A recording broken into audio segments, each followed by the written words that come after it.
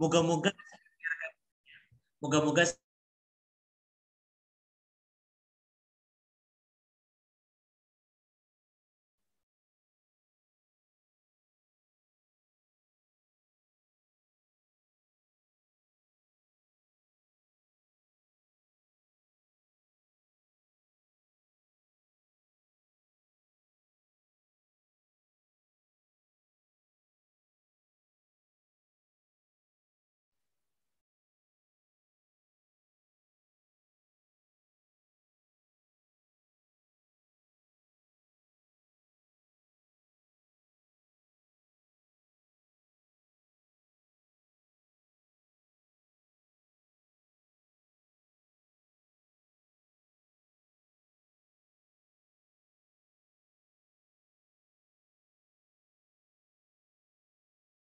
Oke, mohon maaf karena sepertinya sempat nge-freeze gitu ya. Senang banget pada kesempatan sore hari ini bisa berjumpa dengan rekan-rekan gitu ya. Nah, ini juga ada rekan-rekan yang juga sudah ready nih. Ada Pak Hamzah, terima kasih sudah hadir Pak Hamzah. Ada Mas Rizky, ada Mas Fikri, ada Mbak Ratna gitu ya. Dan juga rekan-rekan yang lain. Senang banget pada kesempatan hari ini berjumpa dengan rekan-rekan. Nah, rekan-rekan, hari ini kita akan coba berdiskusi gitu ya, mengobrolkan tentang teknik mentoring. Wah, ini ada yang tahu nih, Depok hujan ya. Iya nih, di Depok saya kebetulan lagi hujan, jadi jaringannya ada sih, tapi kadang naik turun. Moga-moga, tapi ini sudah agak reda gitu ya. Jadi moga-moga sudah reda sehingga nanti kita bisa makin lancar lagi untuk kita memulai sesi kita. Nah, rekan-rekan sebelumnya saya ingin tahu nih rekan-rekan yang hadir di kesempatan sore hari ini di Zoom dari mana saja gitu ya. Jadi boleh dong silahkan rekan-rekan yang hadir, katakan hadir dari mana kotanya gitu ya, sama boleh juga dong disampaikan apa yang dirasakan hari ini. Saya kebiasaan nih pingin tahu kabar rekan-rekan hari ini ya. Silakan nama, terus dari asalnya dari mana gitu ya, atau tempat tinggalnya di mana, terus apa yang dirasakan sore ini ya, walaupun suasana mendung di beberapa daerah mungkin gitu ya, apa sih yang dirasakan di kita sore hari ini. Oke, ada Mbak Vidya dari SBU Surabaya, hujan angin katanya ya. Oke, moga-moga segera cepat reda gitu ya hujannya Mbak Via. Nah, ini ada Mbak Rita dari Yogyakarta, sehat dan selalu bersyukur, amin. Moga-moga semua di sini juga nanti selalu sehat ya dan juga bersyukur. Ini ada Mas Rizky hadir Bojonggede hujan petir ya. Yang dirasakan apa Mas? Pas hujan petir itu. Boleh juga dibagikan. Nah, ini ada satu kota juga nih dengan saya nih ya, ada Mbak Dira dari Depok, bersemangat gitu ya. Alhamdulillah. Oke, semangat nih Mas Rizky, semangat. Oke, Tangerang Selatan Mbak Ratna baru udah hujan gitu ya. Oke, Duren Sawit panas menyengat katanya. Oke, seru banget nih dengar kabar rekan-rekan semua. Ada yang panas tadi di Duren Sawit katanya ya, tapi juga ada yang cerah nih, ada yang cerah katanya. Jadi moga-moga apapun kondisi di sekitar kita hari ini nggak menghalangi kita untuk kita sama-sama belajar. Seperti biasa di hari Minggu sore gitu ya, di sesi yang nanti akan berjalan sekitar 1 jam, kita akan kembali berdiskusi ya. Kebetulan hari ini kita akan ngomongin tentang yang namanya teknik mentoring. Bagi rekan-rekan, nah di sini ada beberapa nih, ada beberapa yang sudah sempat hadir, ada Mbak Taryani gitu ya, yang juga rutin hadir gitu ya. Ini mungkin juga sudah pernah, kemarin kan kayaknya saya pernah juga tuh membahas tentang mentoring. Iya, kemarin kita memang sudah sempat bahas mentoring. Hari ini kita akan masuk lebih dalam dikit gitu ya. Kalau renang itu bahasanya adalah kita akan nyelam lebih dikit gitu. Karena mentoring itu metodenya banyak. Nanti kita akan bahas salah satu metode mentoring yang saya pernah praktekkan, saya pernah gunakan, dan kemudian juga berdasarkan pengalaman saya itu berdampak. Nanti kita akan diskusikan ya. Oke, halo Mbak Putri dari Banyuwangi. Oh, Banyuwangi mendung. Ini ada Mbak Desi, Tebet panas gerah. Moga-moga ada AC lah ya, jadi tetap terasa dingin ya. Oke, untuk itu langsungnya nggak usah lama-lama, saya akan izin untuk share screen rekan-rekan, karena saya tahu juga rekan-rekan di sini pasti sudah nggak sabar. Kita ngapain sih? Kayaknya mentoring itu kemarin sudah sempat dibahas di 2 bulan yang lalu gitu, di Jadi Mimpi. Kenapa kok sekarang dibahas lagi gitu? Nah, kita akan bahas bedanya apa ya? Bedanya apa sih yang kemarin dibahas itu dengan yang sekarang? Kalau kemarin kita hanya ngobrol secara metode gedean, sekarang kita mulai agak ulik-ulik lebih dalam ya. Moga-moga layarnya sudah muncul rekan-rekan. Nah, moga-moga layarnya sudah muncul ini. Sebentar, saya akan cek dulu. Moga-moga layarnya sudah muncul. Nah, sudah nih. Sudah muncul nih ya. Oke. Oke, sudah muncul. Siap. Kalau tadi sempat saya ngobrol gitu ya, mentoring itu tekniknya banyak rekan-rekan. Jadi kalau misalkan rekan bilang mentoring itu seperti ini, iya, banyak metode yang akan kemudian kita bahas. Tapi hari ini kita akan coba ngobrolin why, kenapa kok kemudian itu mentoring itu menjadi penting gitu ya, terutama ketika kita melihat kondisi saat ini. Kondisi di mana perubahan itu sedemikian cepatnya terjadi rekan-rekan. Saat ini kita dalam kondisi yang menurut saya gitu ya, ini perlu untuk kita cermati bersama. Kenapa? Kalau banyak istilah transformasi digaung-gaungkan di perusahaan gitu ya, kita harus bertransformasi, kita harus bertransformasi. Banyak orang yang tahu gitu ya transformasi, tapi kadang masih bingung langkah-langkahnya seperti apa sih? Apa sih yang kemudian perlu dilakukan sih? Apa yang kemudian perlu dilakukan untuk kita bisa bertransformasi? Oke. Nah, kalau kemudian saya boleh sedikit share rekan-rekan, Indonesia ini termasuk negara yang sebenarnya dorongan untuk bertransformasi itu makin cepat gitu ya, makin tinggi. Kenapa? Yuk kita lihat coba di sini. Nah, contohnya adalah kaitannya dengan transportasi gitu. Saat ini mungkin kita masih belum ada nih seperti ini. Tapi kalau kita ngelihat dari berita-berita di berbagai media, wah, kita nanti akan muncul teknologi namanya mobil tanpa supir, dan itu diakselerasi rekan-rekan. Loh, tapi kan sekarang mobilnya belum ada. Banyak juga teman-teman bilang, lah kalau misalkan sekarang kalau berbicara tentang mobil, lah sekarang aja macet Pak, gimana mau ada mobil tanpa supir, yang ada stres nanti itu ya, komputernya dan sebagainya. Sayangnya saya harus bilang adalah kalau kita melihat berita-berita yang ada di depan rekan-rekan saat ini gitu ya, pemerintah itu memaksa untuk kita bertransformasi. Makanya kalau kita lihat pemerintah itu selalu ya memaksa. Kenapa? Ya karena memang mau nggak mau dunia mengarah ke sana. Jadi memang diajak untuk mengakselerasi, diajak untuk bertransformasi. Ya tentunya untuk melakukan transformasi akselerasi nggak gampang rekan-rekan.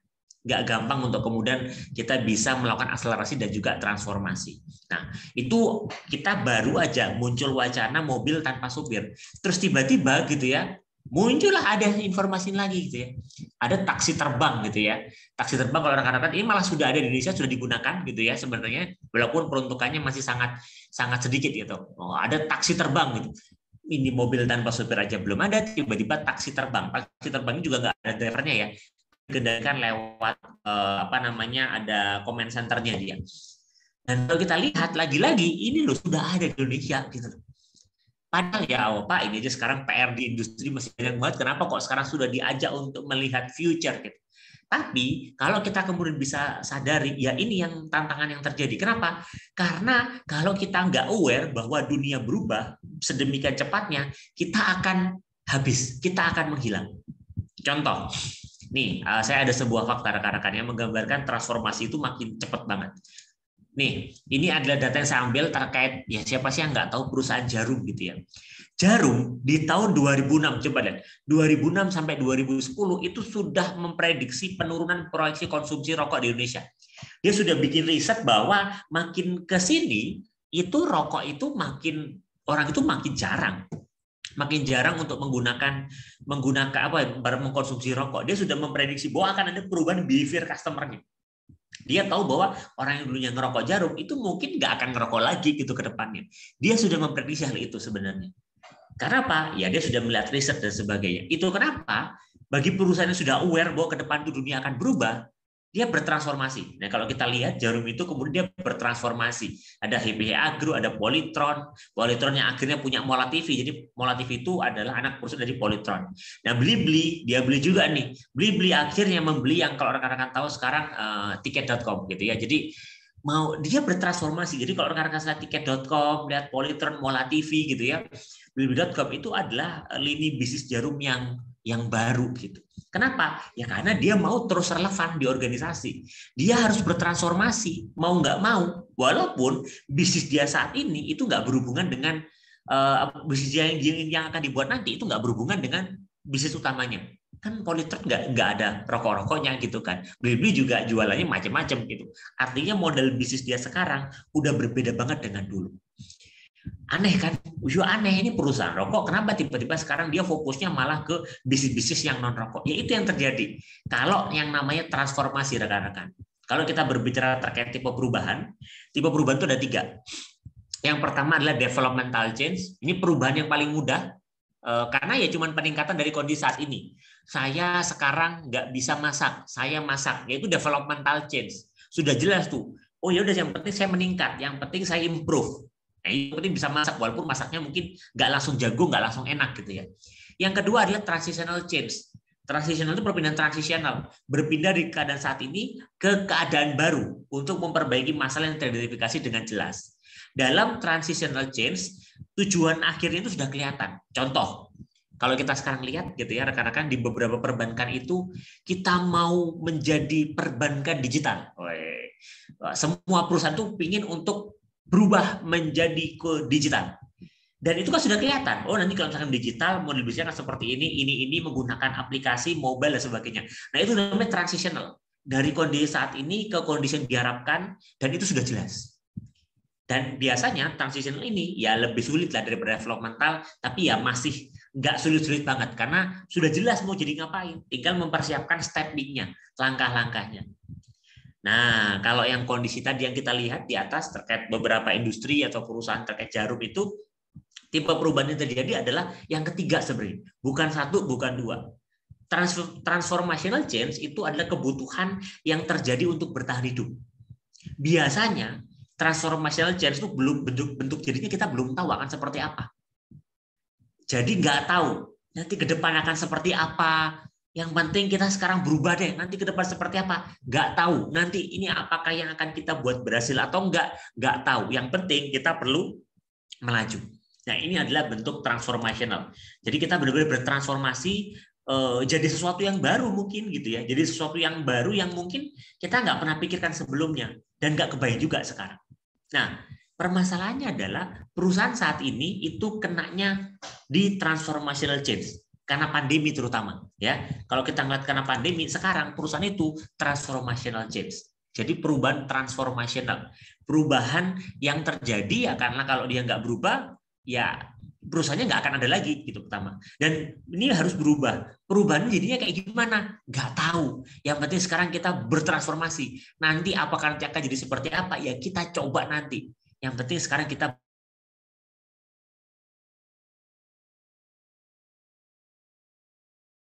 Makanya nggak semua perusahaan berhasil. Kenapa? Nanti kita akan bahas. Ini kaitannya dengan development atau pengembangan. Kenapa? Ya nanti kita akan bahas gitu ya. Kenapa sih kok kemudian transformasi ini sering kali gagal dan ada perusahaan yang bertransformasi dan berhasil. Tapi satu hal yang kemudian penting dan perlu kita sama-sama tekankan bersama adalah perubahan transformational ini menguatkan pendapat dari Alvin Toffler. Alvin Toffler itu salah seorang futurolog gitu ya di abad 21. Alvin Toffler itu sudah pernah bilang kayak gini. Di abad 21 saat ini, orang yang buta huruf itu bukan orang yang nggak bisa baca dan nggak bisa nulis. Karena nggak bisa baca dan nggak bisa nulis itu sudah terselesaikan. Tapi orang yang disebut buta huruf di abad 21 ini adalah orang yang pertama nggak bisa belajar, yang kedua nggak mau menanggalkan pelajaran yang telah usang, dan yang ketiga tidak belajar kembali. Jadi perubahan transformasional tadi itu gitu ya, itu sudah diprediksi sama Alvin Toffler bahwa ya zaman sekarang karena perubahannya itu drastis gitu ya, maka kalau kita nggak belajar apapun itu, ya kita yang akan rugi, kita yang kemudian akan kesulitan. Kita dianggapnya buta huruf, kita nggak belajar, bisa belajar, nggak mau menanggalkan pelajaran yang telah usang. Ilmu zaman dulu itu kan belum tentu bisa dipakai sekarang. Kesuksesan perusahaan kita di zaman dulu belum tentu juga bisa kita teruskan dengan metode yang sama. Kalau katanya Einstein kan kita nggak bisa mengharapkan hal berbeda dengan cara yang sama. Sama, ketika sekarang terjadi perubahan transformasional, kita sudah nggak bisa lagi pakai cara-cara yang sama. Kita perlu pakai cara-cara yang berbeda. Dan ini makanya Alvin bilang, ya mulai sekarang kita harus belajar, kita harus bertumbuh. Mau nggak mau, bisa nggak bisa.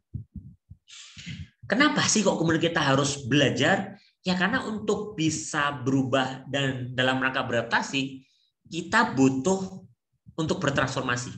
Kita butuh karyawan yang mampu bertransformasi. Jadi enggak gini, organisasi itu adalah sekumpulan dari orang-orang. Makanya kalau misalkan rekan-rekan ini change management, kebetulan saya juga sempat sering memfasilitasi gitu ya terkait change management atau kemudian inovasi gitu di organisasi. Apa sih yang membuat perusahaan itu enggak bisa berinovasi? Jawabannya adalah ya karena people-nya. Karena perusahaan adalah sekumpulan dari manusia. Kalau kita mau perusahaan bertransformasi, orang-orang di dalamnya harus mau bertransformasi. Kalau kita mau perusahaan maju, bertumbuh, orang-orang di dalamnya harus maju dan bertumbuh.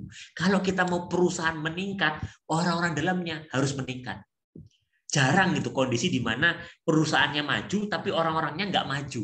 Orang-orangnya mundur gitu-gitu doang. Itu jarang. Kenapa? Ya karena namanya perusahaan itu sekumpulan dari orang-orang. Kan nggak mungkin perusahaan bisa jalan tanpa orang. Kecuali perusahaannya pakai mesin ya semuanya ya. Enggak, tapi kan harus ada orang yang berpikir strategik untuk berpikir ke arah sana.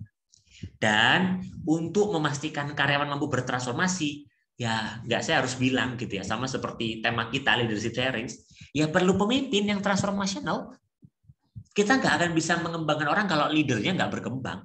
Kita nggak akan bisa mengembangkan karyawan kalau leader-leadernya nggak merasa urgensinya pentingnya kita berkembang. Jadi memang ini untuk memastikan tim berkembang, kita perlu leader-leader yang juga siap mengembangkan. Nah, ini saya coba sejalan dengan apa yang disampaikan sama James McGregor Burns. Dia bilang di bukunya Transforming Leadership, ini adalah pemenang penghargaan gitu ya. Dia ada konsepnya transformation leader. Mungkin rekan-rekan juga sudah pernah dengar gitu ya. Apa sih transformation leader? Singkatnya kayak gini. Transformation leader adalah proses di mana pemimpin atau leader dan timnya itu saling bertumbuh satu sama lain menuju level yang lebih tinggi. Ini makanya tadi saya bilang, kalau perusahaan bertumbuh, butuh pemimpin transformasional. Karena konsep pemimpin transformasional sendiri itu adalah ketika dan pengikutnya atau timnya itu saling bertumbuh menuju level yang lebih tinggi. Sama-sama tumbuh antara leader dan timnya. Jadi memang bagaimana kita memastikan sama-sama pertumbuhan antar leader dan tim itu menjadi kunci dalam perkembangan organisasi atau yang disebut dalam transformational leadership ini. Jadi bagi leader yang sekarang bikin bisnis, ya kayaknya perlu mulai tarik dikit. Oke, kita boleh mikir strategi bisnis, tapi kalau tim kita yang menjalankan strateginya nggak bertumbuh, ya otomatis kita kayak mau lari tapi ada pemberatnya gitu. Organisasi mau kenceng tapi ada orang-orang yang nggak siap bertumbuh. Maka memang bagaimana peran leader dalam menumbuhkan timnya itu menjadi kunci untuk menghadapi berbagai perubahan saat ini. Ini sejalan juga dengan yang disampaikan sama John Kotter.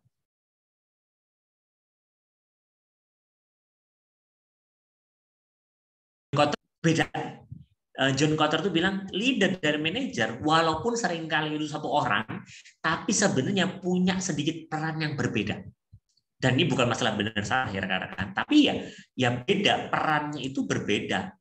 Itu yang kemudian perlu disadari oleh banyak orang. Contoh bedanya apa? Yang pertama, manajer fokusnya pada perencanaan, pengaturan, pengawasan, monitoring, evaluasi.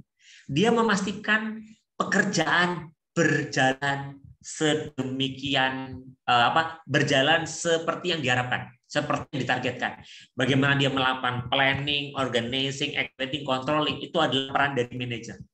Bagaimana bikin perencanaan harus ngapain, kemudian bagaimana pengawasan dan sebagainya, itu peran manajer. Tapi leader itu menetapkan arah, menyelaraskan, mensinergikan, mengembangkan SDM, memotivasi, dan menginspirasi. Makanya kalau kemudian di bawah ini ada penjelasan, kalau manajer itu fokus pada things atau apa yang dikerjakan, kalau leader fokusnya pada people. Jadi kalau manajer itu fokusnya pada task, kerjaan, kalau leader itu fokusnya pada people. Nah, untuk bisa kemudian kita bertahan di era saat ini gitu ya, dua-duanya itu harus berjalan. Dua-duanya itu harus jadi satu. Nggak bisa kita cuma jadi leader, nggak bisa cuma jadi leader doang, nggak bisa cuma jadi manajer doang. Dua-duanya harus jadi satu. Bagaimana kita bikin perencanaan, bagaimana kita memonitor, dan bagaimana kita mengelola performa tim kita. Ini menjadi satu kompetensi yang wajib dimiliki oleh leader di organisasi. Kalau organisasinya mau terus relevan dan mau bisa bertransformasi sesuai dengan yang diharapkan oleh organisasi. Karena ini yang akan menjadi penentu gitu keberhasilan seperti itu. Kalau dipikir-pikir berat juga sebenarnya ya. Iya, mau nggak mau kita sebagai leader bukan hanya sebagai manajer gitu ya, bukan hanya harus berpikir tim saya itu capai target. organisasi itu capai target 1M, saya capai 1M, enggak. Tapi bagaimana caranya memastikan timnya itu punya kapabilitas, punya kompetensi untuk mendukung pencapaian tujuan dan juga visi dari organisasi. Yang memang kemudian ujung-ujungnya berarti kita harus punya kerelaan diri untuk memastikan tim kita itu bertumbuh di bawah arahan kita. Kita perlu punya kemampuan untuk mengembangkan tim kita. Kenapa sih kok kita perlu mengembangkan tim kita? Ya karena disitulah kualitas kita. Kalau menurut John Kotter ya di situ kualitas leader gitu, menggabungkan antara peran manajer dan juga peran leader. Dan ini sejalan juga dengan konsep dari 5 level leadership-nya John Maxwell. Jadi John Maxwell itu bilang ada 5 level dalam kepemimpinan yang itu diikuti oleh itu biasanya diikuti oleh setiap orang tanpa dia sadari. Dan John Maxwell itu bilang ada 5 level. Kalau kamu berbicara kamu leader di level berapa? Itu kamu perlu assess. Yaitu kita lihat yang pertama ya, kita bahas yang pertama. Level terendah dalam kepemimpinan menurut konsepnya 5 level leadership-nya Maxwell itu yang pertama adalah position. Artinya posisi itu orang mengikuti kita karena kita punya jabatan, itu level terendah. Jadi posisi itu adalah kita nih dari awalnya staff jadi supervisor, itu level terendah, level 1. Kenapa? Ya orang pasti ngikutin kita karena kita punya jabatan, tapi itu level terendah. Jadi kalau selama ini orang ngikutin kita karena jabatan kita, itu berarti kita jangan berbangga, karena ya kita perlu meningkatkan kapasitas kepemimpinan kita sebenarnya. Kita perlu memastikan kita itu naik ke level kepemimpinan yang lebih tinggi lagi. Kenapa? Karena kalau menurut Maxwell gitu ya, semakin tinggi level kepemimpinan, maka daya pengaruhnya akan makin besar. Influence-nya akan makin besar. Kalau kita lihat, makanya di sebelah kiri itu degree of influence-nya makin ke atas itu akan makin gede. Dia akan punya kemampuan untuk mempengaruhi makin banyak orang. Tapi mendevelopnya perlu waktu, perlu effort, perlu tenaga. Level 1 adalah position. Level 2 permission. Permission itu apa sih? Relationship, hubungan. Orang ngikutin kita karena hubungan baik. Itu level 2. Sering kan kita gini, ayo kita ikut yuk jalan-jalan gitu. Jadi kita mencoba mengarahkan teman kita. Terus teman kita sebenarnya sih ogah, tapi karena nggak enak, sungkan kalau kata bahasa Jawanya gitu ya. Beberapa sini ada orang Jawa, sungkan gitu ya. Ya akhirnya ngikut. Ya udahlah, dia baik sama aku, udahlah aku ngikut. Sering kan kita ngikutin orang karena kita nggak enak, karena hubungan baik. Nah sebenarnya orang yang ngajak kita dan kita nggak bisa nolak karena hubungan baik itu, dia leader level 2 kalau menurut John Maxwell. Dia di level 2. Jadi ya di atasnya level 1 jelas ya, namanya juga level 2. Level 2 itu sudah lebih bagus juga sebenarnya. Kenapa? Ya karena dia punya rentang pengaruh yang lebih tinggi. Tapi ya masih level 2. Yang ketiga adalah production atau result. Apa itu artinya? Orang ngikutin kita karena kita itu orang yang sukses. Kita itu orang yang keren. Kita itu orang yang terbukti berhasil mencapai sesuatu. Sehingga orang itu berbondong-bondong ngikutin kita karena ingin mencapai sesuatu. Karena dia percaya kalau dia ngikutin kita, dia akan achieve sesuatu juga. Jadi biasanya misalkan kita dulunya sales nih, dan kita jualannya keren banget gitu ya. Terus orang ngelihat, ih keren banget dia ya. Akhirnya pada jadi leader, dia gampang untuk orang ngikutin dia. Kenapa? Karena orang tahu dia adalah orang yang berprestasi. Aku ngikutin dia. Iya Pak. Dia akan, iya kenapa? Dia akan mengikuti kita karena dia percaya ini orang keren banget. Kalau aku ngikutin dia, aku pasti akan jadi keren. Itu level 3. Lebih bagus daripada level 2. Jadi orang ngikutin kita karena kita sudah terbukti pernah menghasilkan result yang luar biasa sehingga orang itu tertarik.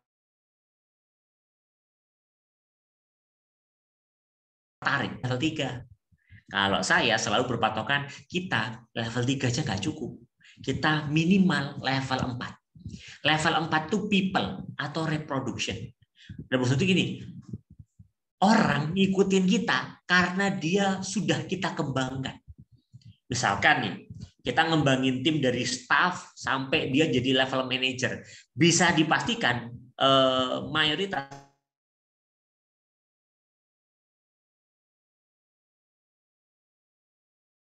adalah seperti ini. Nah, itu kalau kita sadar kayak gitu gitu ya, yang benar-benar dia tim itu apa ya, sangat manut gitu karena tadi itu saya itu bisa seperti ini karena dia itu level 4 gitu ya.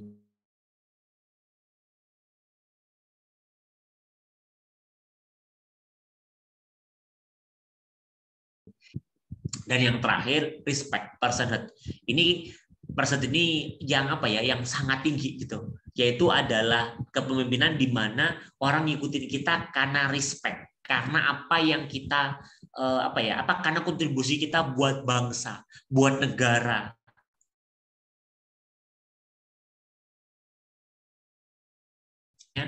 Presiden gitu ya, kita kan nggak pernah kenal, misalkan kita nggak tahu secara langsung gitu ya, tapi ya ketika dia memberikan instruksi kita respect gitu, karena dia adalah cerminan dari bangsa negara ini, contoh. Jadi ini udah lebih gede lagi tuh, respect. Orang ikuti dia karena ya respect, karena dia terbukti sukses dan berkontribusi, hasil dari pemikirannya itu bermanfaat buat negara dan bahkan buat dunia. Nah ini kita akan ikuti, itu level 5. Jadi personal. Saya akan hentikan pemaparan saya, sudah sekitar 15 menit gitu ya. Sekarang saya mau coba mengajak rekan-rekan melakukan refleksi. Kira-kira rekan-rekan, di antara 5 level ini, sekarang rekan-rekan ada di level berapa? Jawab jujur aja nggak apa-apa, karena ini bukan masalah benar salah. Tapi coba untuk yuk kita assess, ketik aja di kolom chat rekan-rekan. Rekan-rekan saat ini gitu ya, ada di level berapa? Position, permission, production, per people atau personhood. Yuk, level 1, 2, 3, 4, 5. Silahkan ketik di kolom chat bagi rekan-rekan yang di Zoom. Bagi rekan-rekan yang di LinkedIn, ya karena sekarang kita juga ditayangkan di LinkedIn dan juga di Facebook, bisa juga tuh. Bisa juga rekan-rekan ketik di kolom komentar. Sekarang rekan-rekan di level 1, 2, 3, 4, atau 5. Wih, mantap. 3, Mas Hamzah, 3. Thank you, Mas Hamzah. Production, oke, level 3. Mbak Widya level 4, oke. Bagus, berarti level 4. Level 3 juga keren juga gitu ya. Karena berarti kita orang yang sukses di bidangnya sehingga orang manut gitu. Oke. Yuk yang lainnya. Tunggu, kira-kira di level berapa ya? 1 itu tanda position, orang ikutin kita ya karena jabatan kita aja. Jadi kadang ya tim kita tuh biasanya orang yang di level 1 itu ogah-ogahan, males, tapi ya gitulah biasanya tantangannya. Yang kedua permission, yang ketiga production, yang keempat people, yang kelima personal. 3, oke. Yuk silakan. Di level berapa? Ini renungkan aja nggak apa-apa, karena ini akan menentukan nanti ke depan kita perlu seperti apa. Yuk.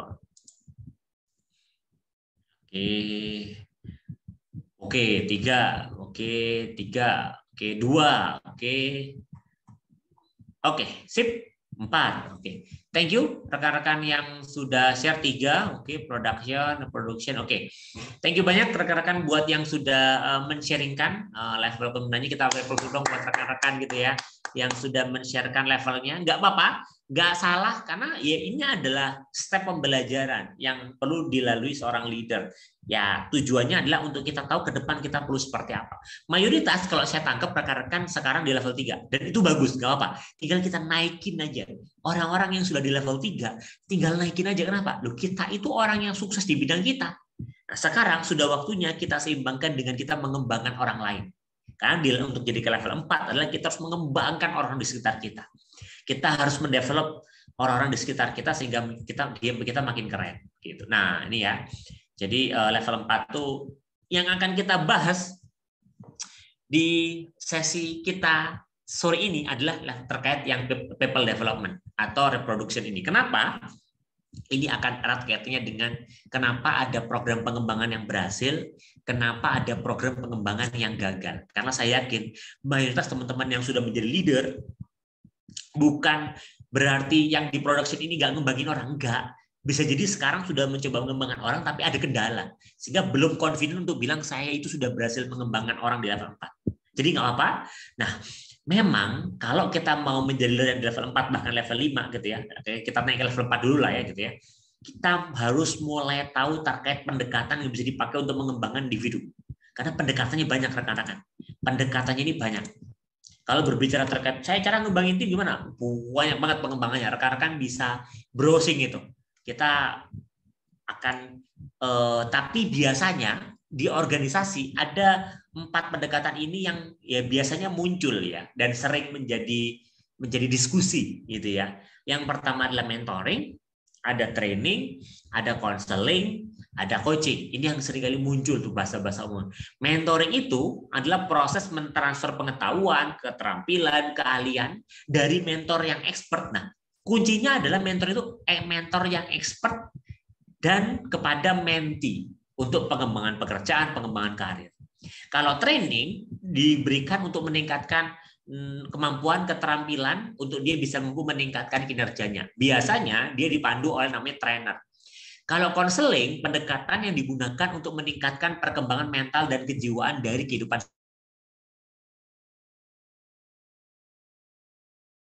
selesaikan lewat konseling.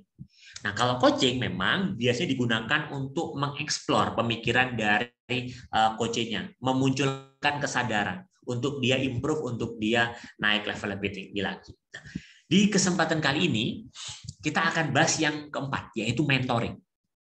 Ya kan?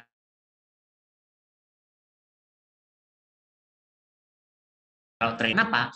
Karena gini, bagi saya pribadi kalau rekan-rekan tanya, kenapa kok kemudian di topik ini mau masuk lebih dalam ke mentoring? Banyak orang yang tahu mentoring, bahkan dibanding training, konseling, coaching, mentoring itu sudah apa ya? Sudah lebih banyak orang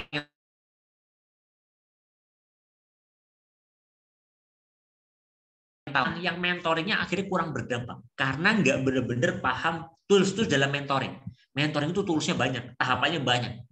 Kita perlu eksplor satu persatu. Beda dengan training. Training memang ya training orang sudah tahu, workshop, latihan gitu ya. Tapi kalau mentoring orang anggapnya ya oke, kamu duduk sama saya, ada mentor ke mentee, terus itu mentoring. Nah, memang seperti itu mentoring, tapi sebenarnya ada prinsip, ada teknik, ada langkah-langkahnya. Itu yang kemudian juga akan nanti kita diskusikan di sesi ini. Sebelum saya lanjut gitu ya, kita di pertengahan sesi ini. Ada yang mau tanyakan nggak? Kalau rekan-rekan mau ada yang tanyakan dari slide ini sampai sebelumnya, silahkan tanyakan, boleh ya. Ketik aja di kolom chat, karena saya bisa ngelihat gitu ya. Rekan-rekan silahkan ketik di kolom chat, biar nanti saya bisa bantu jawab. Oke. Sekarang kita akan masuk ke mentoring. Kenapa sih? Oke. Saya menggunakan data dari Dr. Jack dan Dr. Patricia Phillips dari ROI Institute di Amerika. Jadi lembaganya ROI Institute, dia melakukan 400 studi, dia melakukan studi terhadap beberapa organisasi terbesar dunia. Jadi dia ngelihat organisasi gede gitu ya. Jadi memang dan mengamati. Ternyata ada pola berulang. Kenapa kok pelatihan dan pengembangan itu gagal? Jadi dia melakukan riset terhadap kenapa ya di organisasi itu yang gede-gede itu kok ada aja ya pola-pola yang berulang terkait kenapa pelatihan dan pengembangan itu gagal. Ternyata dari situ ada 11. Ada 11 apa namanya alasan kenapa pelatihan dan pengembangan gagal. Tapi saya rangkum. Kenapa? Nanti kita mungkin akan bisa bahas lagi 8-nya di next sesi gitu ya, karena ini berhubungan dengan yang lain. Tapi ada 3 poin saya yang kemudian perlu kita bold, perlu kita cermati. Yang pertama, banyak program pelatihan dan pengembangan gagal. Yang pertama karena kegagalan mempersiapkan lingkungan pembelajaran. Karena gini, transfer knowledge, transfer skill itu butuh lingkungan. Nah, kadang orang itu nggak dikasih lingkungan buat mempraktekannya. Sehingga, ya wes, belajar, setelah itu praktekin dia kesulitan. Gagal akhirnya, pembelajarannya sia-sia. Itu pertama. Yang kedua, kurangnya dukungan leader. Leader itu sibuk sendiri di pekerjaan dia. Sehingga peran leader untuk pengembangan tim biasanya diserahkan ke HR. Padahal, kalau kita berbicara pengembangan yang berdampak, leader itu menjadi kunci. Yang ketiga, nggak dikasih feedback satu arah, kamu kerjakan ini dan sebagainya, kamu kerjakan ini, nggak dikasih feedback, disuruh langsung praktekin, ya gagal. Padahal ketika pun dia gagal, ada proses proses evaluasi di sana, yang itu di mana umpan balik itu bisa diberikan kepada tim. Jadi ada 3 sebenarnya, 3 alasan besar kenapa pelatihan dan pengembangan gagal. Yang pertama, lingkungannya tidak terkondisikan. Yang kedua, dukungan leadernya minim. Yang ketiga, minimnya memberikan umpan balik. Kenapa sih kok kemudian tiga ini yang diambil ini berhubungan dengan mentoring? Karena yang kita bahas sekarang mentoring. 3 poin ini sebenarnya itu bisa diselesaikan dengan menggunakan proses mentoring. Tapi kadang mentoring itu pun di organisasi ini juga sudah dikerjakan, tapi bukti gagal. Kok bisa ya? Yuk sekarang kita lihat. Ternyata berdasarkan riset dari ROIC itu gitu ya, studi itu menunjukkan bahwa 60-90% dari apa yang dipelajari oleh tim itu nggak diterapkan di pekerjaan. Ya sudah, ini ya kamu tak kasih tahu ya, nggak diterapkan di pekerjaan. Yang di mentoring sama pekerjaan dia itu beda. Kamu tak kasih mentor nih, kamu bisa ini. Tapi yang dia kerjakan berbau sistem, berbau prosedur, berbau aturan, nggak diterapkan di dalam pekerjaan. Sehingga memang ketika transfernya oke,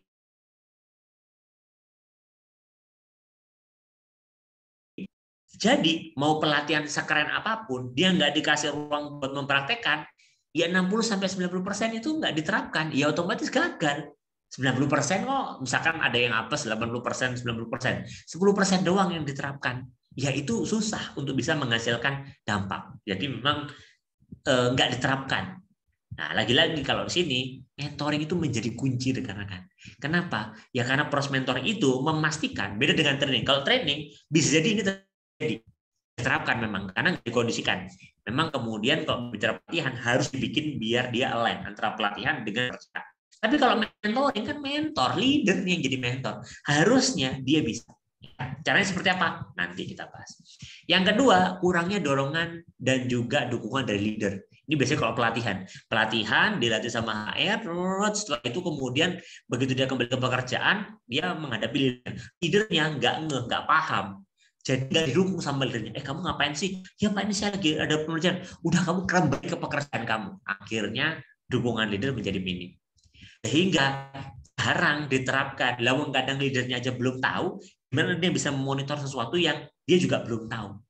Maka memang dalam kita mendesain program pengembangan, dukungan dari leader itu menjadi kunci. Kita perlu memastikan adanya dukungan dari para pemimpin di organisasi. Lagi-lagi saya bilang, kenapa mentor itu benar penting? Karena kalau mentoring tidak melibatkan pihak luar, kan, leader yang punya tanggung jawab untuk mementoring timnya. Jadi yang pertama, menerapkan dengan pekerjaan itu akan lebih mudah kalau leadernya kemudian yang menjadi fasilitator. Yang kedua ya karena lingkungan butuh dukungan leader untuk dia mempraktekkan apa yang dia pelajari. Yang ketiga, apa yang membuat program nggak berdampak? Karena nggak ada feedback. Ketika dia bekerja nggak ada feedback.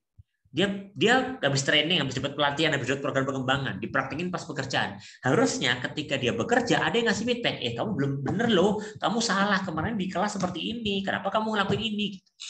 Tapi apa yang terjadi kalau leader tidak ikut-ikutan dan tidak berkontribusi terhadap pengembangan karyawan?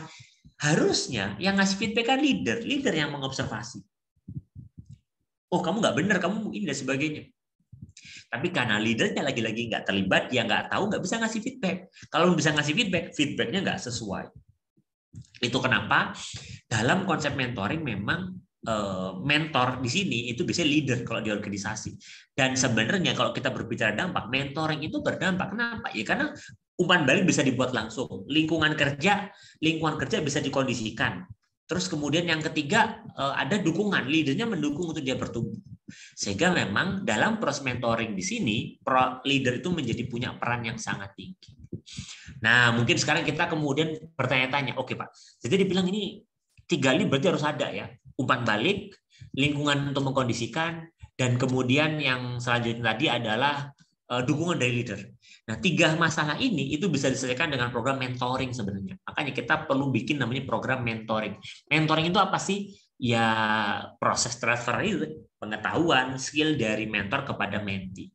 Nah, mungkin rekan-rekan bingung, iya Pak, saya mah sudah pernah menjalankan proses mentoring, tapi nggak berdampak. Nah, salah satu metode yang bisa digunakan gitu ya untuk pengembangan karyawan, untuk kemudian program mentoring, itu metode ini namanya GRR atau Gradual Release of Responsibility. Ini dikemukakan sama Pearson dan Gallagher tahun 1983.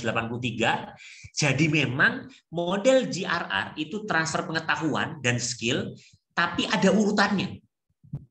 Ada urutan, artinya urutan itu namanya nggak bisa di skip. ada urutan kegiatan pembelajaran yang memberikan tanggung jawab dari mentor atau leader kepada mentee secara bertahap. Makanya namanya gradual release of responsibility. Jadi pelepasan tanggung jawab secara bertahap. Ini biasanya dilakukan metode mentoringnya dari leadernya, supervisornya kepada timnya. Itu makanya bisa.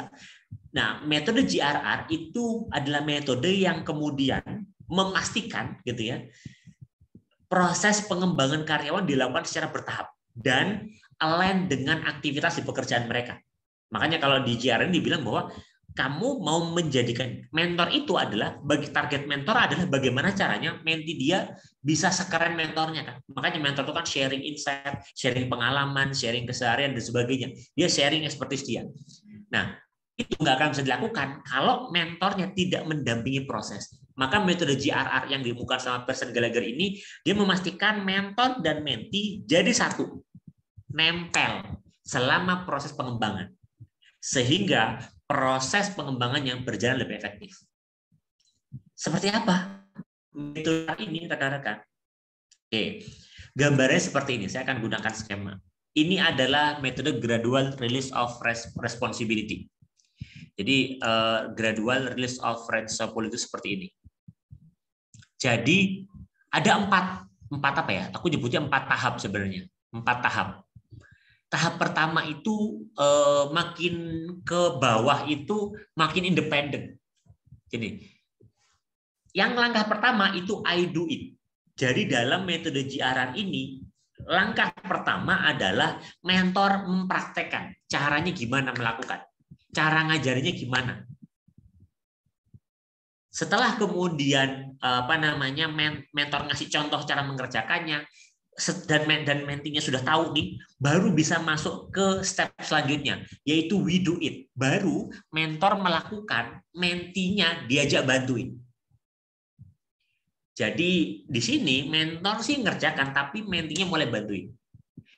Kalau mentinya sudah mulai bantuin dan sudah mulai paham gitu ya, baru masuk ke yang selanjutnya, you do it together. Jadi gini, sekarang kamu yang lakukan, saya cuma bantu-bantu doang. Tapi tanggung jawabnya di kamu nih, saya cuma bantu doang. Itu level 3. Sampai baru yang keempat, kamu lakukan sendiri ya. Karena saya lihat kamu sudah oke.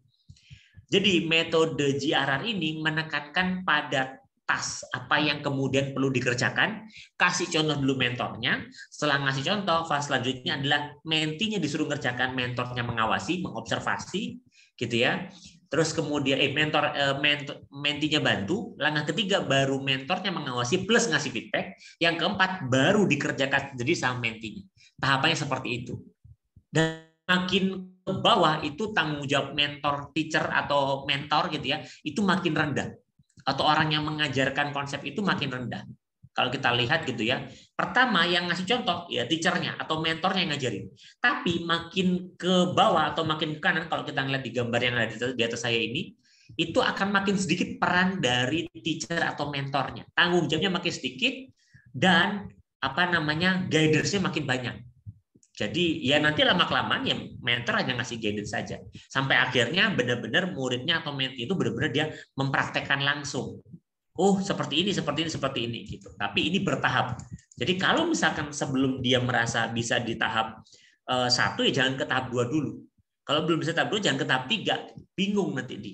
Nah, ini butuh ada fasenya, butuh ada programnya yang untuk melihat kira-kira dia di tahap berapa. Gambarnya kayak gini. Kalau gambaran lebih rumitnya lagi kayak gini rekan-rekan. Jadi kalau kita lihat ini sebelah kalau garis ke kanan itu adalah persentase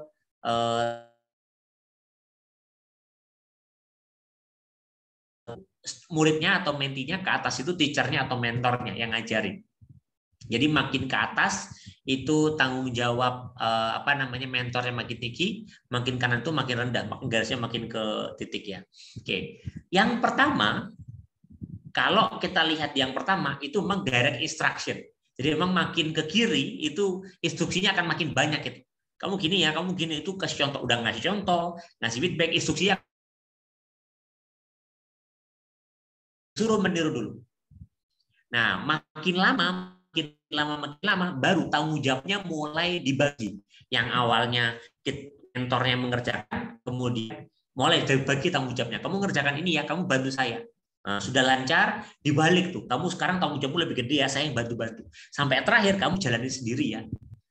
Jadi memang dan akhirnya memang mentor hanya memfasilitasi di ujung-ujungnya.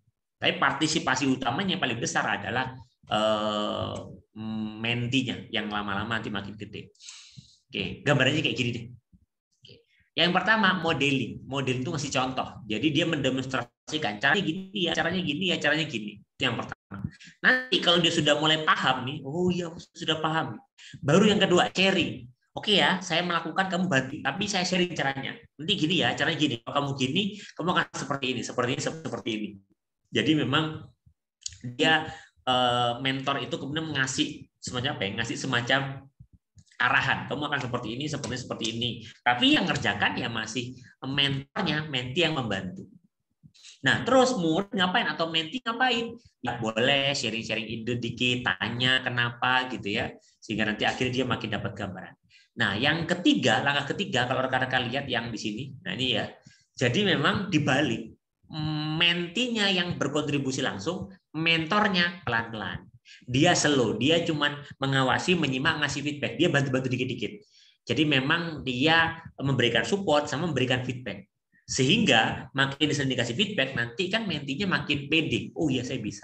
Sampai akhirnya benar-benar mentinya yang mengaplikasikan sendirian secara independen. Dia mandiri. Dia melakukannya secara mandiri. Jadi ini adalah tahapannya dari awal, awam, mentinya nggak bisa apa-apa sampai dia menti itu mandiri. Nah, gradual responsibility itu memang menggambarkan proses itu dari awalnya menti kita awam sampai menti kita jago banget. Yang itu nggak usah jauh-jauh dengan pekerjaan, ya ketika ini berkaitan dengan pekerjaannya masing-masing.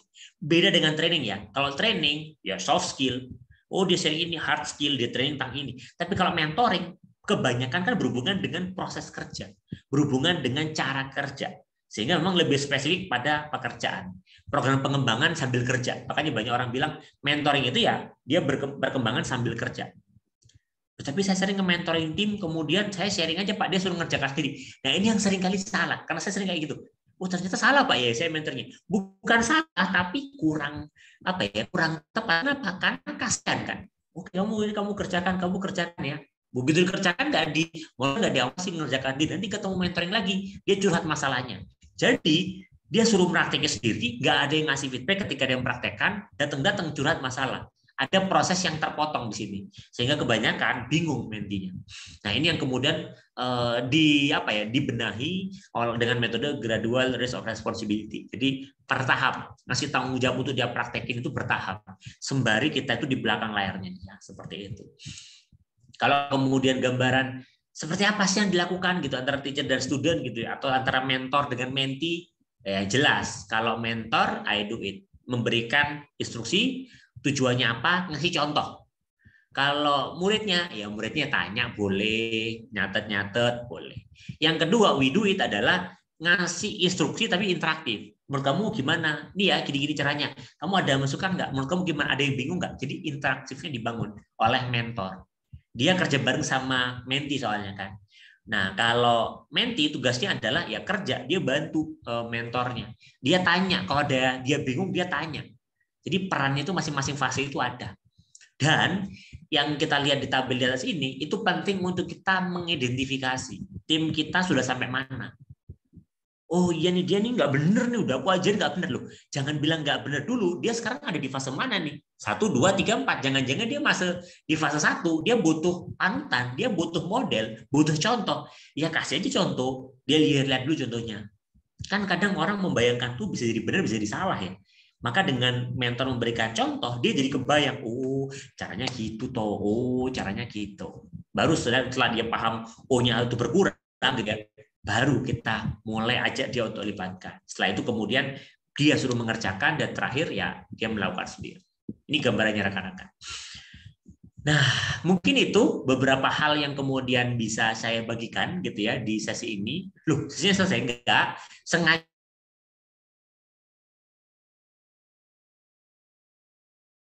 dari konsep-konsep yang tadi saya sampaikan, rekan-rekan mulai mencerna dan mulai agak-agak bingung, ada yang ingin ditanyakan, ada yang ingin diskusikan, silakan. Kalau misalkan ada yang mau tanyakan, ingin diskusikan kaitannya dengan ini, silakan tanyakan. Dan saya bisa bilang metode-metode itu banyak rekan-rekan. Kita perlu explore aja. Dan GRR ini itu salah satu metode mentoring yang juga sering dipakai sebenarnya. Dan saya dulu juga sudah pakai, saya praktekkan di organisasi gitu ya. Bagaimana supervisor atau manajer itu mentoring timnya untuk menaikkan levelnya, bahkan bisa lebih baik daripada dia. Caranya satunya lewat ini. Dan memang ini spesifik ke satu pekerjaan tertentu ya. Jadi ini enggak yang ini terus apa yang saya ajarkan, tentukan dulu goalsnya apa ini, kompetensi yang mau diajarkan, tujuannya, outcome-nya setelah ini, setelah ikut mentoring dia apa. Nah, itu tuh adalah proses yang saya nggak share di sini, tapi yang disampaikan adalah mentoring itu memang biasanya spesifik ke satu pekerjaan tertentu. Namanya makanya mentoring kan, seperti itu. Mungkin itu rekan-rekan, boleh silakan kalau mau tanyakan, boleh raise hand, boleh ngomong langsung, boleh ketik di kolom chat. Silakan bagi yang mau bertanya. Silahkan, ada waktu ya sekitar 15 menit untuk rekan-rekan kemudian bertanya terkait salah satu metode mentoring yang dinamakan GRR ini atau Gradual Release of Responsibility. Gimana? Ada? Oke. Boleh tanya langsung? Boleh. Mbak Tarani kalau mau tanya langsung silahkan. Nanti tinggal Pak Hamzah saya akan jawab. Boleh, silakan Mbak Tarani dulu, karena Mbak Tarani mau tanya langsung, boleh, silakan. Oke, thank you Kak Ipan. Sorry ya Kak, aku off kamera lagi di rumah, tapi lagi jilbab. Oke, thank you Kak. Ini menarik sekali karena inline juga dengan program kita di HR yang saat ini lagi pengen ngedevelop juga program coaching mentoring, dan salah satunya mentoring yang jadi concern kita juga. Karena yang saya tahu bahwa program mentoring itu harus ada kurikulumnya juga ya Kak ya. Ya, biar jelas apa yang didiskusnya itu. Nah, pertanyaan aku mungkin ada 2 poin. Poin pertama, gimana sih cara awal kita ngeset atau nge-create terkait kurikulum itu agar program itu benar-benar sesuai dengan kebutuhan. Langkah awal kita nge-create kurikulum itu. Terus kedua, ini menarik sekali terkait mentoring ya, yang terjadi saat ini. Yang di case yang di perusahaan aku sendiri, terkadang kita juga nggak mendapatkan bahwa sosok mentor dalam seorang leaders itu. Jadi tadi Pak Ipan menjelaskan bahwa terjadinya komunikasi satu arah, tidak ada feedback, tidak ada review.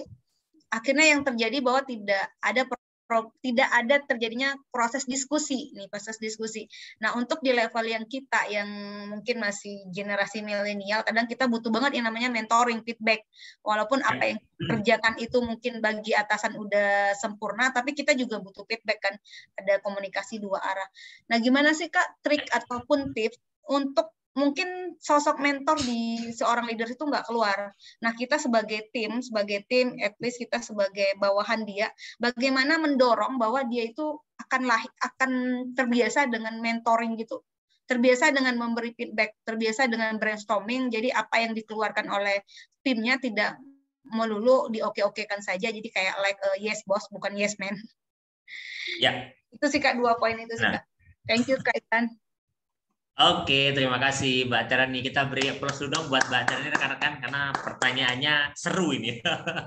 Oke, thank you Mbak Terani. Saya izin jawab Mbak Terani dulu ya, sambil nanti Pak Hamzah akan dijawab juga. Moga-moga nanti nyambung gitu apa yang saya sampaikan dengan yang diharapkan sama Pak Hamzah juga jawabannya. Oke, yang pertama tadi pertanyaan dari Mbak Terani adalah gimana cara nge-set mentoring biar kurikulumnya gitu ya atau sesuai dengan kebutuhan atau gini. Bahkan gini, saya sering juga terkait mentoring ini, dan saya bisa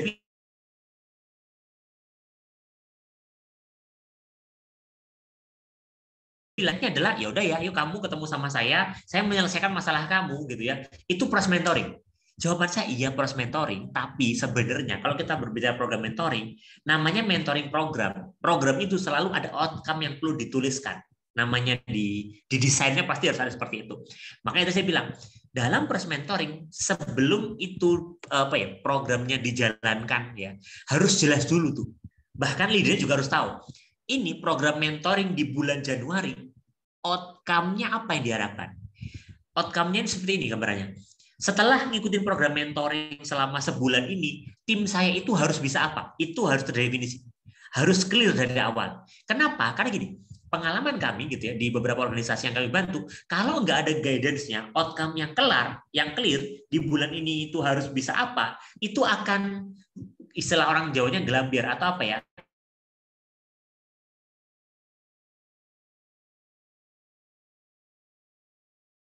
Ya sudah, yang dia curhatkan apa, yang penting aku jawab berdasarkan sepengetahuanku. Padahal biasanya di jawaban dia itu nggak berhubungan dengan kompetensi yang akan disasar. Akhirnya ini mentor ngarahinnya kemana, HR tuh maunya program mentornya kemana, harapannya staff jadi apa, nggak ketemu semuanya.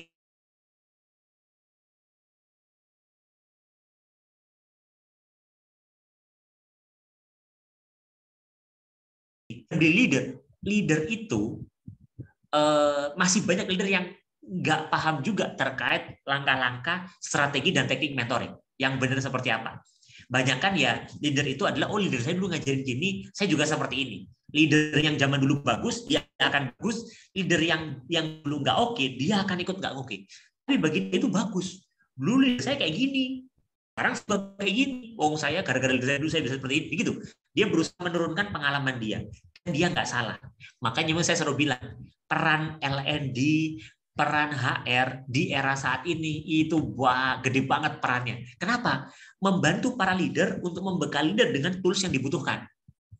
Sehingga dia tahu, oh mentoring itu caranya seperti ini. Nah, kalau kemudian tadi gue tanyakan, gimana caranya ngeset mentoring program biar kurikulum sesuai kebutuhan? Tadi saya bilang, yang pertama, definisikan dulu outcome-nya setelah mentoring itu apa. Clear, kalau perlu mentor harus tahu. Oke ya mentor, bulan Januari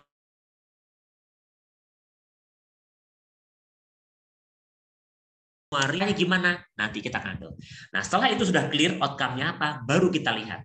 Untuk bisa mencapai outcome itu, kira-kira apa yang kemudian perlu dilakukan, activity apa yang perlu dilakukan sama tim saya, sama tim, untuk biar dia di bulan ini bisa mencapai itu. Karena untuk dia bisa mencapai itu, punya kemampuan ini kan harus dipraktekin. Maka nanti akan dilihat tuh, oh staf saya harus melakukan ini 5 kali, harus melakukan itu 5 kali, harus melakukan itu 7 kali gitu. Misalkan contoh program mentoring untuk perusahaan manufaktur gitu ya, bikin alat dan sebagainya. Minggu pertama dia harus melakukan aktivitas mengunci baut atau bikin susunan kayu ini seperti ini bulan pertama. 5 kali dia harus melakukan itu, 7 kali dia harus melakukan itu, 8 kali melakukan itu. Jadi baru dibikin tuh harus ngapain. Nah, kalau sudah dibikin, setelah sudah kelihatan apa-apa aja yang harus dilakuin, langsung dijabarkan dengan menggunakan di atas ini.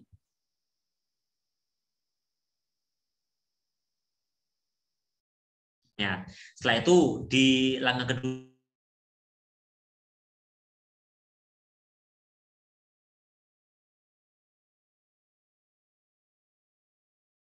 activity yang harus dilakukan berapa kali itu, biar untuk bisa mendapatkan kompetensi itu, baru dijabarkan dengan menggunakan 4 langkah ini.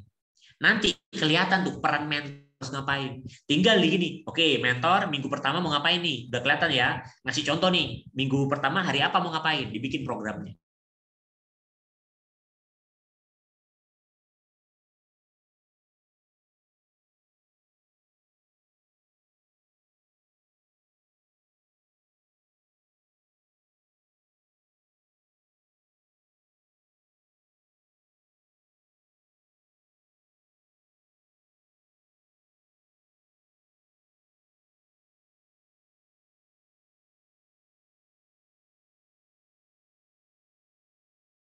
Sebagai coach, tapi mentor itu dirasa sudah ada dalam diri dia. Padahal, yaitu saya bilang, program mentor itu banyak. Kenapa ya? Hanya sedikit orang yang mengulas tentang mentoring, teknik mentoring. Padahal teknik mentor itu banyak banget yang bisa dipakai. Tapi orang terfokusnya pada training, coaching. Padahal mentor ini perannya vital di organisasi. Sehingga perlu dibekali dengan skill mentoring. Jadi kalau memang di organisasi nggak ada sosok mentor dalam diri leader, jawaban saya wajar ya Mbak Terani, nggak apa-apa. Ya itu jadi bagian dari PR-nya learning development dan HR untuk membekali gitu. Loh, kalau memang dia nggak ada sosok mentor, coba kita lihat, dia nggak tahu kan mentor seperti apa. Ia jelas nggak akan nge-feedback dan nge-review. Dia hanya akan menganggap bahwa nge-review dan nge-feedback itu membuang waktu dia. Bisa jadi, apalagi kalau dia sibuk. Dia nggak tahu urgensi dari feedback dan review ini apa. Dan kalau saya sudah ngasih feedback, lantas selanjutnya apa yang akan terjadi? Itu kenapa makanya perlu dibantu dengan treatment. Treatmentnya apa? Ya kalau ini nyambung dengan yang tadi ya, gimana treatmentnya agar sosok leader itu, sosok mentornya itu keluar. Yang pertama memang kita perlu bekali kenapa dia perlu jadi mentor. Yang kedua, kemudian bagaimana dampak mentoring yang benar terhadap organisasi. Yang ketiga, dia harus harus tahu langkah-langkahnya, stepnya, fasenya proses mentoring itu seperti apa. Jadi memang perlu dibekali lagi, Mbak Tariani, memang program bagaimana menjadi mentor yang baik. Dan setelah dikasih program pengembangan itu dipantau. Dia perlu dipantau benar nggak dia menjalankan perannya sebagai mentor. Benar nggak pada saat dia mentoring pertama itu benar yang dia lakuin. Jadi kalau baru leader baru dikasih jadi mentor, biasanya sudah tahu tuh mentoring pertemuan pertama ngapain, mentoring pertemuan dua ngapain, mentoring pertemuan tiga ngapain. Nah, tugas kita adalah memonitor benar nggak mentoring pertama ini tercapai outcome-nya, mentor kedua tercapai outcome-nya. Jadi kita pantau juga para mentor ini, nggak kita lepas. Karena kalau dilepas, pengalaman saya antara satu orang dengan orang itu mentoring itu mindset-nya beragam. Ada nanti mentor yang bagus, ada mentor yang biasa adanya. Karena bagi dia mentoring seperti itu. Nah ini kenapa makanya leader itu perlu dibekali dengan program mentoring, karena tujuannya ini, biar seragam pemahaman tentang mentoring. Sehingga hasilnya sama. Sehingga cetakannya itu sama. Jangan sampai kita mau nyetak people, leadernya diminta untuk mendevelop timnya, tapi beda-beda tiap leader. Yang terjadi beda-beda. Nanti ada kepala unit A bagus, timnya kepala unit B nggak bagus tuh, karena nggak standar, leadernya juga nggak punya metode yang standar. Maka tugas kita adalah menstandarisasi proses mentor di organisasi itu gimana, panduannya, SOP-nya, aturannya. Makin jelas aturannya, kemungkinan diterapkan makin tinggi, sehingga ya hasilnya pun akan keluar. Seperti itu, Mbak Tereni. Moga-moga nggak terlalu panjang ya dan mudah dipahami. Nanti kalau ada pertanyaan, langsung aja tanya lagi boleh, Mbak Tereni. Atau misalkan mau berpikir-pikir dulu, diketik nanti boleh. Sembari saya lanjut ke Pak Hamzah. Pak Hamzah, apakah metode tersebut harus sesuai urutan atau bisa disesuaikan? Misalnya metodenya cepat menyerap dan daya tangkapnya cukup cepat sehingga lebih cepat adaptasi dengan mentor. Oke. Jawaban saya adalah kalau kita ngeliat dari konsep GRR, ini berupa tahapan. Karena tahapan nggak bisa dilompati. Yang bisa adalah dipercepat setiap fase. Contoh, saya dulu mempraktekkan ini di organisasi gitu ya. Satu tahap itu butuh waktu 2 minggu. Satu tahap itu 2 minggu. Mentor ngasih contoh itu 2 minggu. Ya kan nggak ketemu, nggak sekali mentoring kan. Mentor ngasih contoh itu 2 minggu. Setelah itu 2 minggu setelahnya baru si timnya ini bantuin dia. Nanti di minggu ke-5 dibalik, dia yang ngelakuin, mentornya yang bantuin. Sampai di minggu ke-7 baru kamu lakuin ya gitu. Jadi secara tahapannya akan sama. Tapi ada yang cepat banget mentinya pinter banget. Bisa jadi tahap 1 itu cuma makan waktu 3 hari. Nanti tahap 2 3 hari. Tahap 3 3 hari. Bisa nggak? Bisa. Ini kalau tiba-tiba cepet banget ya. Cepet banget daya tangkapnya. Bisa seperti itu. Jadi harus sesuai urutan, tapi sebenarnya bisa dipercepat setiap fasenya. Dan bahkan misalkan gini, oh dia sudah tahu caranya kok, sudah aku contoh. Dia suruh bantuin ternyata cepat. Tapi pas dia disuruh melakukan sendiri, lama dia. Pas dia ngelakuin sendiri kita bantuin, kok masih banyak salahnya. Kita kan kalau misalnya kita lihat di langkah ketiga itu kita kasih feedback ya. Kita kasih feedback masih ulang lagi. Bisa jadi di langkah pertama dia cepat, di langkah 2 cepat, langkah 3 lama, makan waktu sebulan. Ya nggak apa-apa. Justru di situ prosesnya. Artinya apa? Langkahnya tetap bertahap, nggak bisa dilompati. Tapi bisa dipercepat. Dan bisa lambat juga sebenarnya. Makanya lagi-lagi sebenarnya kalau dilihat terus ini gimana ya Pak, habis dari sini nih kalau kita ke organisasi gimana? Dibikin timeline. Dari timeline itu fase 1 mentor ngasih contoh, fase 2 mentor dibantuin, fase 3 itu perlu didefinisikan dengan clear beserta dengan spesifik job desk-nya di pekerjaan itu. Jadi nanti terpetakan tuh job desk ini kapan dia ngasih contoh, kapan dia praktek sendiri, job desk ini kapan gitu. Jadi di per job desk nanti apa yang dia lakukan yang perlu dia ketahui seperti itu. Itu Pak Hamzah, moga-moga menjawab ya Pak ya. Seperti itu. Yang lain, kalau misalkan ada yang mau tanyakan, dipersilakan. Kita masih ada waktu 5 menit lagi.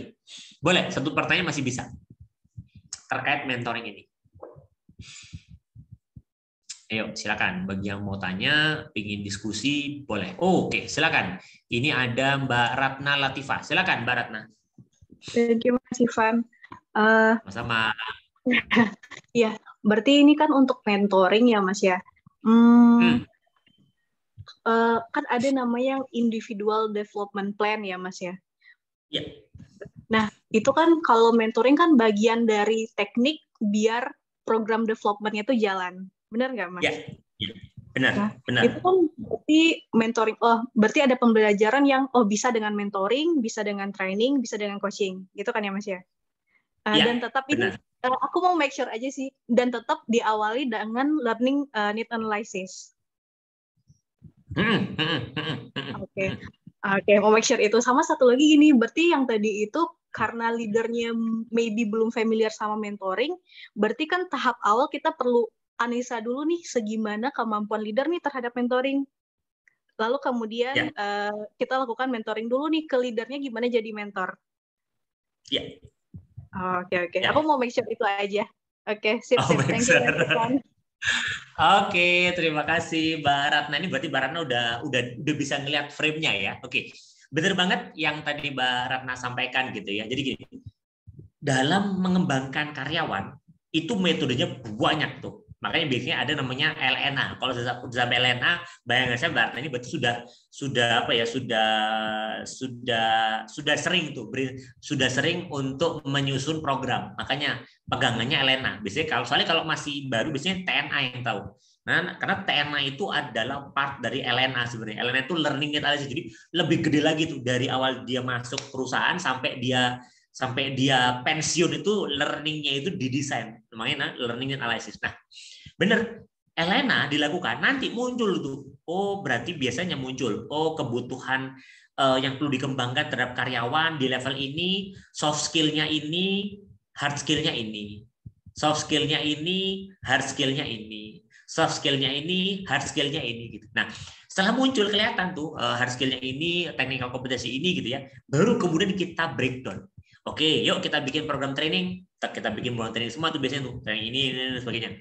Setelah bikin program training, nah biasanya itu kan dia perlu menerapkan tempat kerja. Kalau bisa terapkan. Nah, mana yang akan menggunakan coaching, mana yang kemudian akan dampingi dengan program mentoring. Kalau kita sering kan ada 10, 20, 70.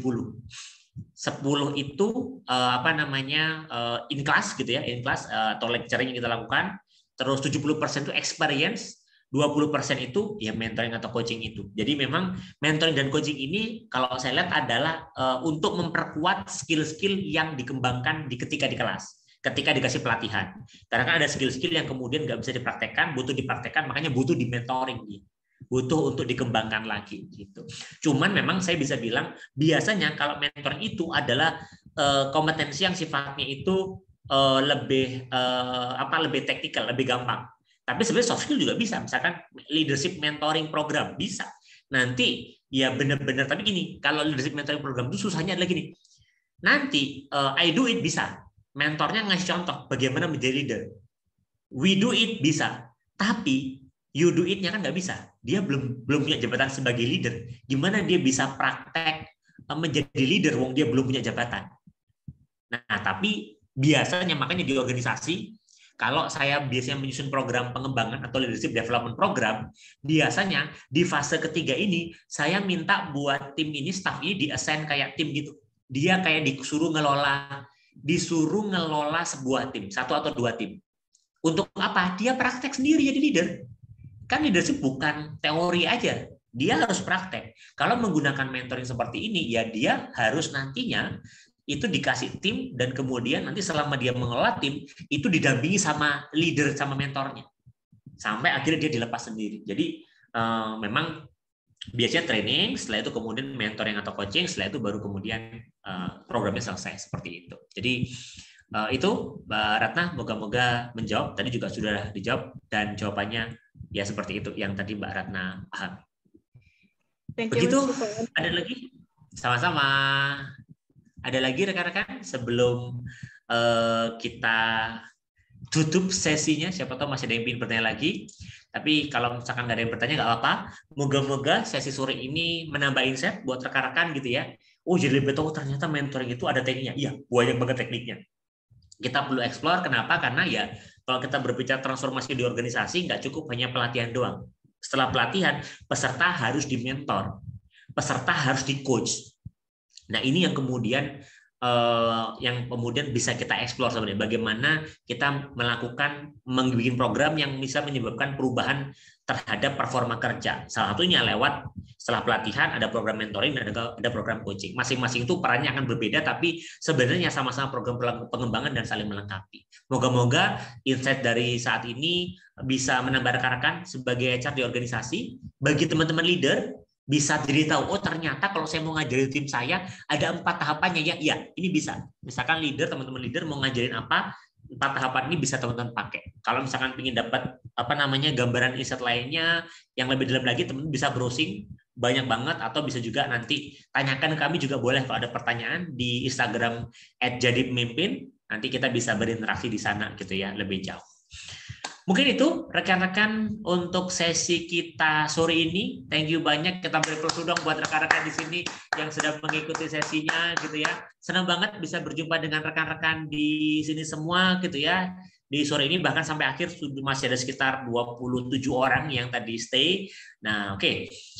Bisa nggak di-share materinya, Mas? Ya, seperti biasa, bagi rekan-rekan yang sudah sering mengikuti jadi pimpin online webinar, silakan isi feedback, karena yang akan kita kasih untuk materi dan juga sertifikatnya nanti adalah orang yang mengisi feedback. Jadi silakan, saya tunggu dulu tuh rekan-rekan yang mau mengisi feedback, boleh di link yang di-share-kan sama akun Mia Transformia. Rekan-rekan bisa share, atau kalau mau scan barcode-nya, nah silakan juga rekan-rekan share barcode-nya. Sambil rekan-rekan mengisi form feedback, boleh dong bagi 1 atau 2 orang yang mau share insight apa yang didapatkan, pembelajaran apa yang didapatkan di sesi kita sore ini untuk ngerangkum, boleh. Siapa mau coba untuk merangkum apa yang dipelajari hari ini, atau insight-nya apa sih mengikuti sesi kita sore ini, boleh. Sambil menunggu rekan-rekan yang lain untuk mengisi feedback. Silakan. Ada? Boleh dong, siapa yang mau share apa yang saya dapatkan hari ini, biar saya tahu nih kira-kira rekan-rekan hari ini dapat apa saja selama sesinya. Yuk. Sambil menunggu, bagi yang sudah mengisi form feedback juga katakan sudah ya, biar saya juga tahu mana yang sudah mengisi form feedback, mana yang belum. Materi dan juga e-sertifikat kita akan kirim ke rekan-rekan yang mengisi form feedback. Silakan. Makasih Pak Hamzah sudah mengisi langsung yang pertama ya. Yang lainnya masih ditunggu. Boleh, silakan rekan-rekan yang belum mengisi form feedback silakan diisi. Silakan diisi, dan makasih Mbak Ratna. Yo, yang lainnya ada lagi masih ditunggu. Bagi rekan-rekan yang belum mengisi form feedback silakan diisi. Kita masih kasih waktu beberapa menit lagi. Bagi yang misalkan masih ada mau pertanyaan, boleh sambil kita menunggu rekan-rekan untuk ngisi feedback. Bagi yang mau ada pertanyaan lainnya, silahkan ditanyakan. Oke, terima kasih. Kami jadi Pampers Mentoring. Thank you banyak Pak Hamzah gitu ya. Iya dong Pak, harus sharingkan, dan saran saya dipraktekin Pak ke timnya Pak. Jadi sekarang kalau ngajarin tim itu ya pakai 4 langkah ini ya. Dan 4 langkah ini berurutan. Sebelum langkah 1 selesai, jangan keburu ke langkah 2. Sebelum langkah 2 selesai, jangan ke langkah 3 Pak. Karena ini berbicara proses pengembangan individu juga. Jadi silahkan nanti di-share-nya bertahap ya, seperti yang tadi juga sudah kita diskusikan. Oke. Oke, aku butuh fokus isinya Mas, biar isinya dapat. Oke, Mbak Terani. Boleh, silakan fokus. Ini kayaknya saya berarti karena saya ngomong ya. Boleh. Saya agak berhenti dulu sambil menunggu rekan-rekan yang belum mengisi form feedback. Sama-sama Mbak Terani, makasih. Makasih Mbak Desi Andriani yang sudah mengisi form feedback.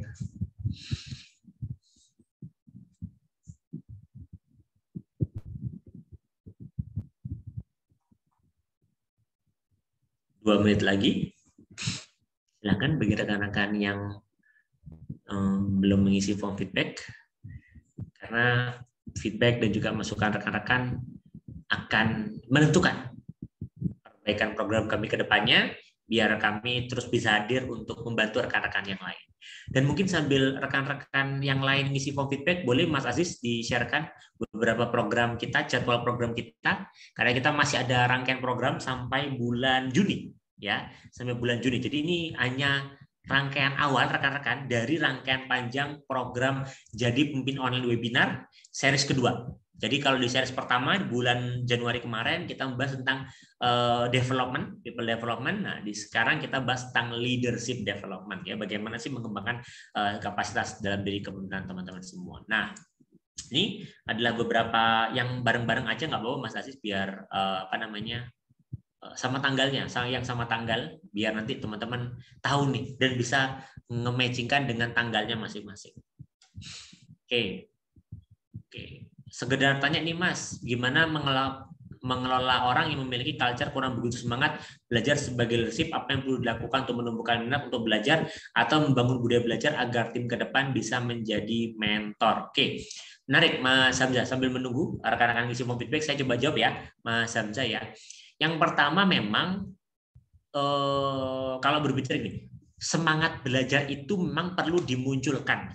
Kita nggak hanya sedikit orang yang tanpa disemangati, dia itu semangat belajar tinggi. Jadi memang di organisasi atau kita sebagai leader gitu ya, di unit kita perlu untuk menumbuhkan budaya belajar. Karena nggak semua orang itu lahir dengan keinginan belajar yang tinggi. Jadi memang perlu dibuat program yang menumbuhkan minatnya. Caranya apa? Memang yang pertama perlu menumbuhkan why. Kita perlu menggali dulu ke tim kita, why. Tanyakan ke mereka, kenapa mereka itu perlu belajar. Yang kalau saya bisa jelasin dikit, sebenarnya manusia itu sadar atau tidak sadar, dorongan untuk bertumbuh itu terus tinggi loh. Dari kecil sampai gede, kita itu terus bertumbuh. Sehingga kalau kita nggak ngerasa tumbuh, gini-gini aja, kita itu resah. Dan di organisasi pun kan sama, kita itu selalu pingin karir naik lebih tinggi kan. Nah, salah satu cara biar skill kita meningkat, karir kita meningkat adalah kita memiliki skill kemungkinan dalam diri kita. Kita bisa manage diri kita, dan kita bisa manage orang lain. Jadi, diskusi seperti ini yang perlu dilakukan, Mas. Bagaimana caranya untuk pentingnya untuk kemudian dia belajar untuk menjadi leader. Ya, jadi sama memang kebiasaan itu, kalau tadi kan berbicara terkait culture atau budaya biar tim itu mau belajar. Nah, budaya itu dibangun dari kebiasaan. Tim kita itu kadang perlu dipaksa untuk dia belajar dan perlu dipaksa untuk dia mengembangkan diri. Sehingga memang ada kali kita perlu bikin program intervensi, Mas Hamzah, program intervensi yang programnya itu bukan sekedar sharing knowledge, tapi benar-benar setelah kita sharing knowledge, mereka dikasih project assignment. Mereka di-assign untuk project di mana mereka itu menjadi lead dari project. Biasanya ketika mereka menjadi lead project terus mereka kesulitan, mereka baru sadar, iya kok susah ya ngelola orang. Nah, makanya belajar jadi leader, belajar skill leadership biar kita bisa mengembangkan orang. Karena nggak gampang kan ngelola orang gitu. Jadi kadang tim kita perlu dibenturkan dengan problem. Nah, kita sebagai leader kadang perlu menciptakan benturan-benturan itu biar sentuhan-sentuhan itu biar tim kita itu sadar, ya. Seperti itu. Jadi moga-moga menjawab Mas Hamzah dan juga terutama rekan-rekan lain yang juga mendengarkan di sini gitu ya. Nah, tadi sudah di-sharekan juga di layar beberapa agenda kami. Kalau rekan-rekan kemudian mau daftar, silakan rekan-rekan daftar di linknya akan saya share di sini. Kalau bagi yang mau daftar dan kebetulan bisa daftar, ada juga tanggal-tanggalnya. Semoga nanti membantu buat rekan-rekan ke depannya untuk meningkatkan kapasitas sebagai pemimpin. Thank you banyak sama-sama Mas Hamzah. Thank you banyak rekan-rekan bagi yang sudah hadir ya. Bagi yang sudah hadir di sesi Jadi Pemimpin Online Webinar seri pertama ini. Ya, kita masih akan bertemu kembali gitu ya, moga-moga di seri-seri selanjutnya. Thank you banyak rekan-rekan, sehat selalu dan sampai ketemu di kesempatan selanjutnya. Wassalamualaikum warahmatullahi wabarakatuh. Thank you banyak rekan-rekan semuanya. Sehat selalu. Silakan bisa sama-sama. Mbak Vivi, terima kasih sudah hadir. Terima kasih Mbak Ratna, sehat selalu Mbak Ratna. Terima kasih Mas Ervian, terima kasih sudah hadir. Terima kasih Mas Fajar, sehat-sehat ya Mas Fajar. Terima kasih Mbak Rita, sehat selalu Mbak Rita. Sampai ketemu di kesempatan selanjutnya.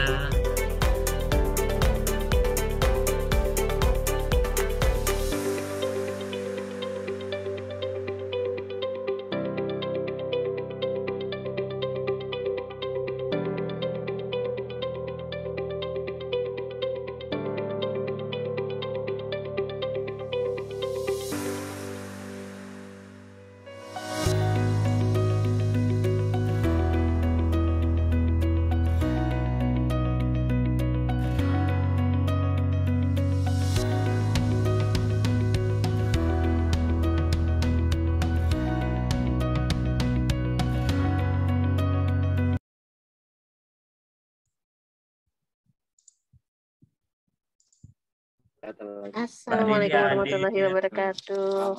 Thank you Mbak Ridi sudah hadir. Kita belajar. Gue lupa hari ini Ivan yang ngisi ya. Duduk di kantin, ngamatin. Ini orang habis itu nengok ke kanan, ngobrol sama teman. Halo Van. Halo. Mbak Ridi Hari dulu, ini Ridi. Ivan yang ngisi. Hari ini Iya, Ivan hari yang ini ngisi. saya. Oh, alah. Bener. Iya, hari ini kan saya buka tanggal 27. Kalau Lo buka dan nutup berarti. pikiran dulang Enggak lah, yang nutup kan si Fadri nanti, pemimpin inklusif. Atau Rizky, enggak. Fadri Rizky terakhir. Rizky Firman, saya bukan yang nutup. Dikas beneran. Cuma Bukan terakhir. Rizky Firman saya kan tengah-tengah. ditanya gitu. Iya, bukan. Mau jadi kayak klinik itu.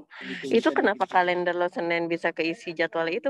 Van, enggak, aku mau nanya ntar malam ada meeting jam 20. Loh iya kan, bukan janjian kita.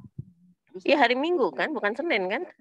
Minggu. Enggak tahu Senin itu buat apa ya? Aku juga enggak tahu kok ada. Keluarin. Kenapa gue bayang? Enggak,